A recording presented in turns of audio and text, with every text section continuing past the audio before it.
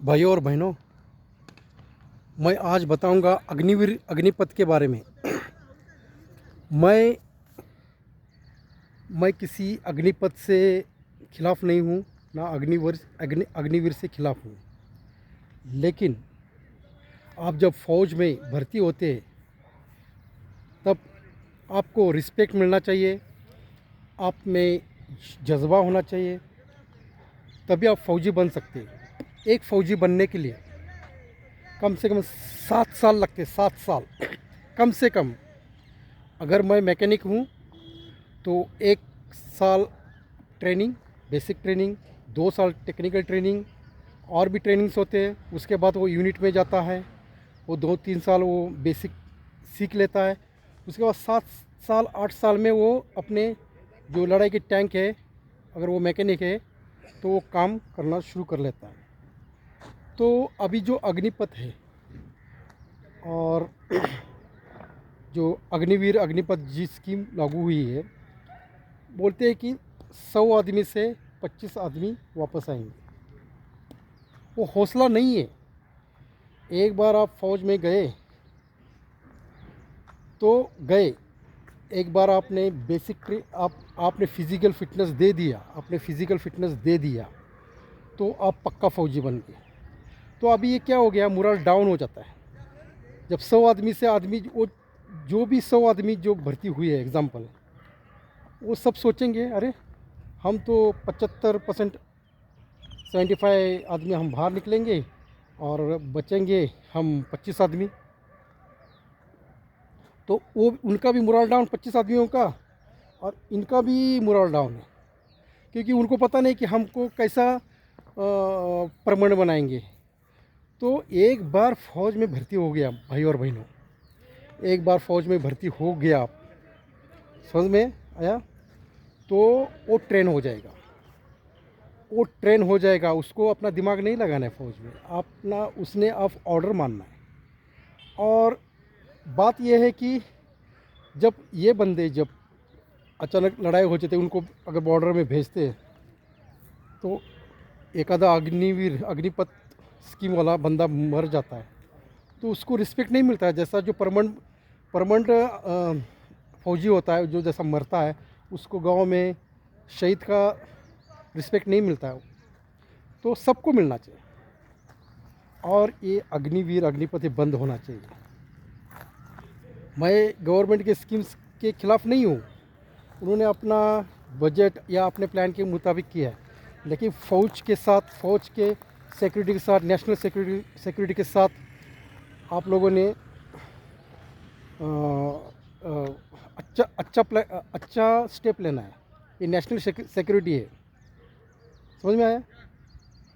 और मेरा यही यही बात कहना था कि अग्निपथ स्कीम है वो बंद होना चाहिए, कैसे भी करके बंद होना चाहिए, ताकि हमारे जो जवान हैं उसमें हौसला होना चाहिए, जज्बा होना चाहिए, उनको लाइफ सिक्योर होना चाहिए। एक बार फ़ौज में आ गया तो आ गया, वो उसको ट्रेन किया जाएगा, वो कैसा भी हो। लेकिन वो ये नहीं कि 25 आदमी को रखेंगे, 75 आदमी बाहर निकालेंगे, ये ऐसा फ़ौज की नेशनल सिक्योरिटी के साथ ऐसा नहीं करना है, समझ गए। उसमें बंदे जो होते हैं उसमें देश के लिए मरने के लिए हौसला होना चाहिए, उनके आना चाहिए कि अगर मैं मर गया तो मेरी गवर्नमेंट मेरे फैमिली को रिस्पेक्ट देगी, मेरे फैमिली को फाइनेंशियल सपोर्ट देगी, ऐसा होना चाहिए। ये फ़ौज ये कोई ये क्या मेला नहीं है कि कोई भी आए कोई भी जाए, ऐसा नहीं होता है। अगर जो बंदे आप लोग बोलते हैं ना देश के लिए सेवा करना है तो कर लो, 1-1 साल सबको भेजो, जो पॉलिटिशियंस है उनको सबको भेजो, 1 साल करके आएंगे, वो देश सेवा करेंगे।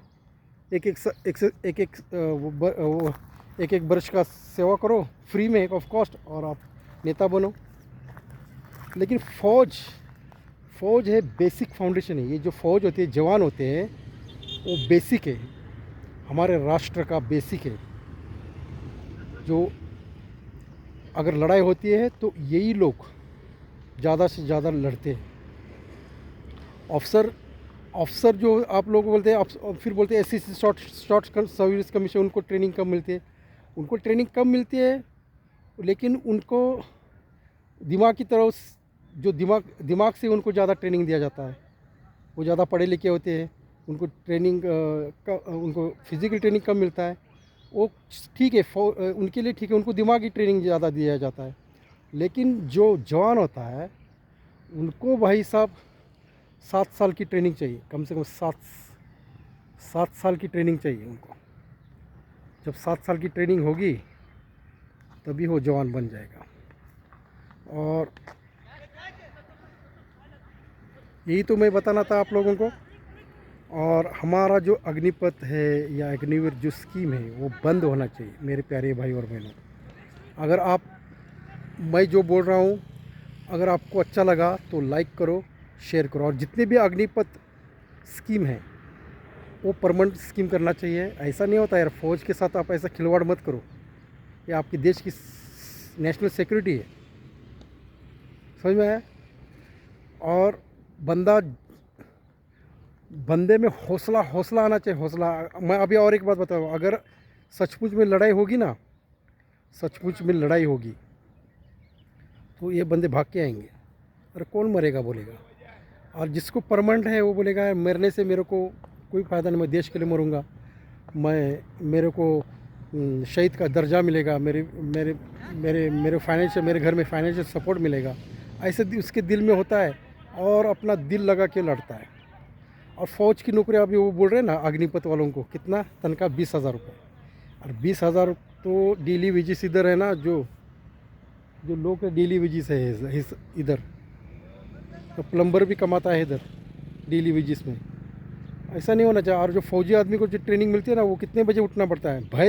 भैंस और पक्षी भी नहीं उठते, वो सुबह 3 बजे उठता है और वो 3 बजे उठ के रात को 12 बजे तक काम करता है। डेली रूटीन होता है। ये मज़दूर से भी गया गुजरा ट्रेनिंग है, मज़दूर से भी। मज़दूर होता है, मज़दूर तो भाई 8 घंटा नौकरी करके आराम से रहेगा, लेकिन फौजी और 3 बजे सुबह उठेगा, रात को 12 बजे सोएगा, फिर रात को ड्यूटी देगा।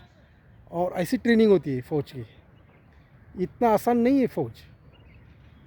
और जवानों को ट्रेनिंग मिलना चाहिए ज़्यादा से ज़्यादा, क्योंकि वो लड़ाई में आगे आगे लड़ते हैं। अगर फ़ौज में अगर ऑफिसर भी नहीं होगा फिर भी ये जवान है ना, खुद लड़ाई करेंगे, आपको बताता हूँ। लेकिन जवानों को सेफ्टी मिलनी चाहिए। ये अग्निवीर स्कीम, ये स्कीम कॉपी करो, इसका चाइना का कॉपी करके हमारे देश में लाओ, ऐसा कुछ मत करना चाहिए। आप लोग मत करो ऐसा। ये अग्निवीर स्कीम बंद करो, कैसा भी करके बंद करना आप लोगों ने, भाई और बहनों। और ये आपने जितने भी अग्निवीर है, अभी जो एक बार फौज में फिज़िकल फिट है, उनको परमानेंट करो। वो जो हो गया, कोरोना के टाइम पे डेफिशिएंसी थी 2 लाख फौजियों की, उसको मेकअप करना था, इसलिए ये अग्निवीर स्कीम आ गया। लेकिन उसको अग्निपथ स्कीम दे दिया। वो नहीं, आप मेकअप करना, परमानेंट मेकअप करो। जब कब पता चलेगा, जब लड़ाई होगी तब पता चलेगा, ऐसा पता नहीं चलेगा आप लोगों को। तो ये स्कीम जो है वो परमानेंट होना चाहिए। और अगर मेरी बात आप लोगों को अच्छी लगी तो आप लाइक करो, शेयर करो। और मैं भी फ़ौजी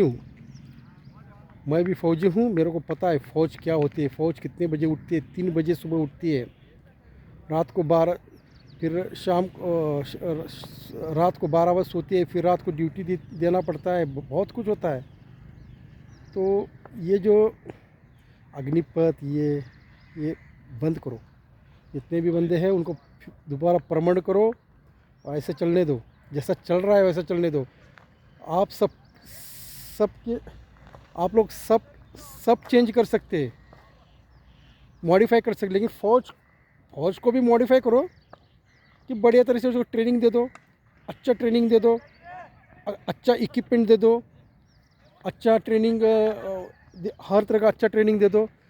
मॉडिफाई का मतलब ये मॉडिफाई होता है, ये नहीं कि उनके लाइफ के साथ खिलवाड़ करना। 4 साल करो, आ जाओ, लड़ाई होने के बाद, मरने के बाद आपको शहीद का दर्जा नहीं मिलेगा, ये नहीं, ये ऐसा मॉडिफिकेशन नहीं चाहिए। जो चल रहा है, जो अंग्रेज़ वालों ने जो बना के रखा है वो रखो, जैसा है वैसा रखो। आप ज़्यादा दिमाग लगाना, फ़ौज में ज़्यादा दिमाग नहीं लगाना है। फ़ौज के बारे में जो जैसा सिस्टम है, सिस्टम को और चेंज कर सकते हैं। मॉडिफाई का मतलब क्या है?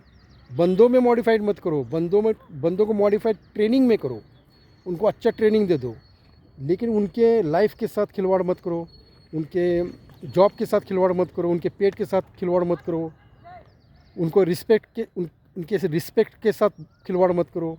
उनको एक बार भर्ती हो गया तो अरे, हम भी थे हमारे गांव में जब हम भर्ती हुए थे तो हमारा सीना ऐसा ताना था कि हम फौज में भर्ती हो गए। अच्छा लग रहा था, हम देश के लिए जा रहे। लेकिन अभी अरे, ये तो अग्निवीर 5 साल में आएगा ट्रेनिंग करके, ये कोई फौजी है क्या? ऐसा ऐसा नहीं होना चाहिए।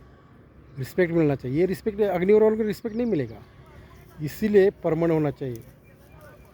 और उसका करियर सब खत्म हो जाता है। ओके, वो आप लोग क्या करो, अगर मेरे को वीडियो अच्छा लगा तो लाइक करो, शेयर करो। Okay, bye bye.